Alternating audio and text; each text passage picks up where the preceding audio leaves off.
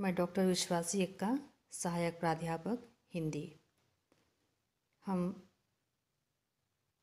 असमिया कविता पढ़ रहे थे पिछले व्याख्यान में। अब अगले कवि के बारे में हम पढ़ेंगे, उनकी कविता। पहले थोड़ा सा परिचय कवि का। हीरेन भट्टाचार्य। आपका जन्म 28 जुलाई 1932 को जोरहट में हुआ था और मृत्यु 4 जुलाई 2012 को गुवाहाटी में। शैचर पथार मानुह ये आपकी कविता पुस्तक है, जिसे 1992 में साहित्य अकादमी पुरस्कार प्राप्त हुआ। आपकी कविताएं सम्मिलित हैं। शीर्षक है पृथ्वी मेरी कविता। इस कविता में कवि ने कलम की ताकत का बखान किया है। कवि की कलम में किसान के हल के फाल जैसी ताकत होती है। जैसे किसान कठोर भूमि को भी अपने हल से जोत कर उपजाऊ और मिट्टी को नर्म बना देता है, कवि भी समाज की विद्रूपताओं को अपनी कविताओं से चीर देता है। वह लकड़ी चीरने जैसे आरे का काम करती है। कवि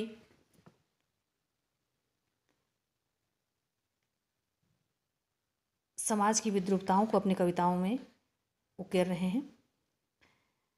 कवि किसी एक देश का नहीं होता, वह महादेश का होता है। पूरी पृथ्वी ही उसकी कविता होती है। बहुत अच्छी उपमा है। कुछ पंक्तियाँ मैं पढ़ कर सुनाऊंगी। मेरी कलम लोहार के हाथ का हथौड़ा, ठोक पीट कर बनाता हूँ शब्द, किसान के फाल जैसा पैना। हल रेखा में सोने की सीता, बढ़ाई की आरी सा क्रूर, सख्त लकड़ी के रेशे चीर कर लाता हूँ खींच। अनुभव के खून से रंगे हुए शब्द, चावताल मर्द के धनुष बाण सा। तो कवि को उपमा अलंकार प्रिय है। देखिए, उपमा धनुष बाण सा यहाँ भी है, और किसान के फाल जैसा पैना यहाँ भी उपमा आप देख सकते हैं। और एक पंक्ति है कि कोई झील सा गंभीर। तो आप जगह जगह देख सकते हैं कि उन्होंने उपमा अलंकार का प्रयोग किया है। तो पृथ्वी मेरी कविता, यह कवि की पहली कविता है। दूसरी कविता है मेरा यह शब्द समूह, तरुण कवियों के हाथ में। छोटी कविता है, पहले पढ़ दूँ मैं। स्वप्न वाटिका छू कर आते हुए मेरे इन शब्दों में जीवन धारा की सुषमा। समय का अंतरंग उत्ताप, मेरा कोई अपना आविष्कार नहीं है। मेरे भीतर जैसे एक किसान, मैं शब्दों को चखकर देखता हूँ, किसका क्या स्वाद है। हथेली में लेकर महसूस करता हूँ कितना ताप है उनमें। मैं जानता हूँ शब्द मनुष्य की महान सृष्टि की तेजों में संतान है। मैं एक साधारण कवि, कंधा बदल बदल ढोकर लाए मेरे इन शब्दों में मनुष्य का करुण अनुभव और इतिहास की निष्ठुर खरोज। इस कविता में कवि ने अपनी तुलना किसान से की है।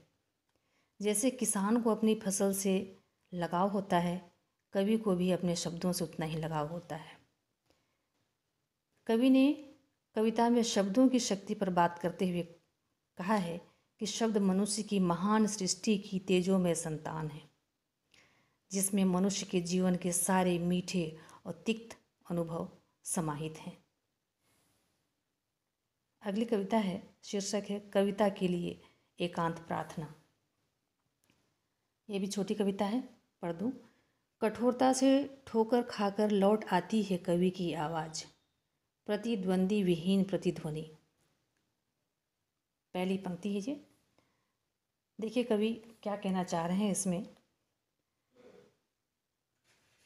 कवि कहते हैं कि कविता की आवाज़ बुलंद हो, उसकी ताकत बढ़े, वह तेजस्वी हो तलवार सी, और अभयदान भी चाहते हैं ताकि कविता में शब्दों की जड़ता टूटे, नए नए शब्दों का प्रयोग हो और कविता और ताकतवर बने।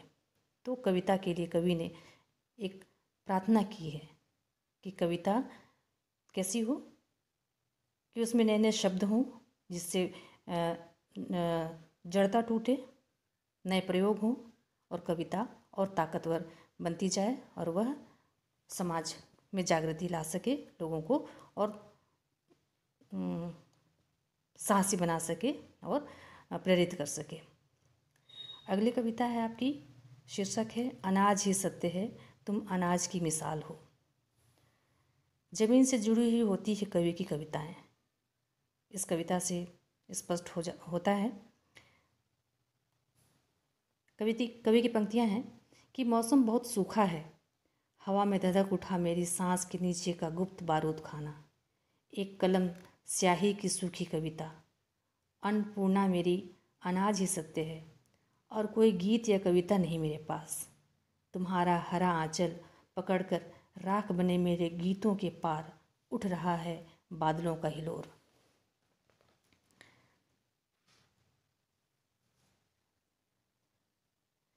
जमीन से जुड़ी इस कविता को देखिए आप, क्या कह रहे हैं वो कि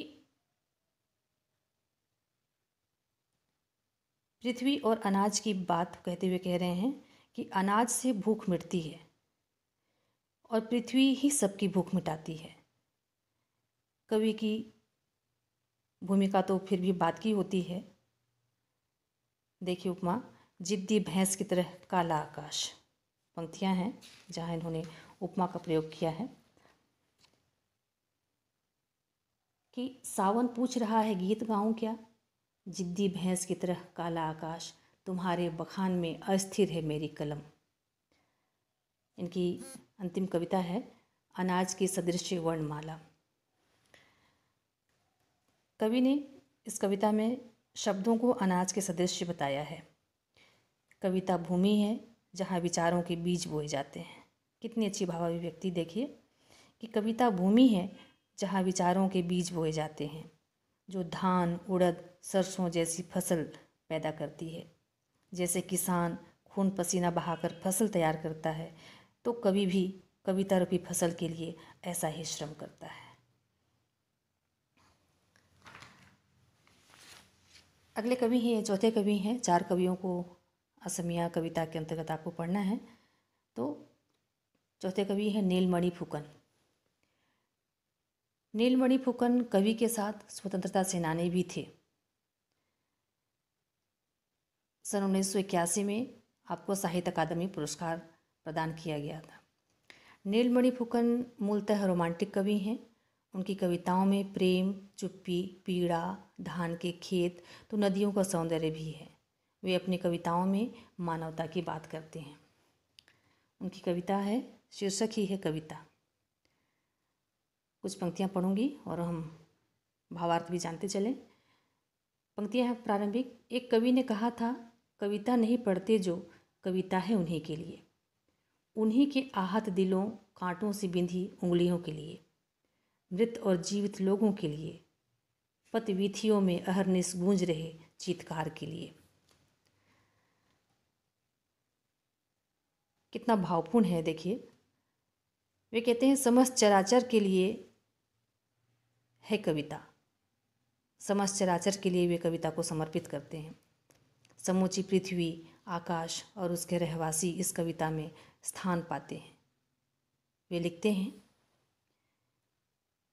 कीट पतंगे, सीप, घोंघे, शैवाल और सेमल के फूलों के लिए, संध्याकाश में अकेले उड़ते पंछियों के लिए, जल और अग्नि की उद्विग्नता के लिए, 500 करोड़ रुग्ण क्षुधातुर शिशुओं की माँओं के लिए, चांद रक्ताब न हो जाए इस भय से स्तब्ध प्रत्येक मुहूर्त के लिए, सृष्टि के पहले दिन के लिए, माटी का पुतला फिर से माटी में जा मिलेगा उसी पुरानी बात के लिए, और पृथ्वी घूमती रहे इसीलिए।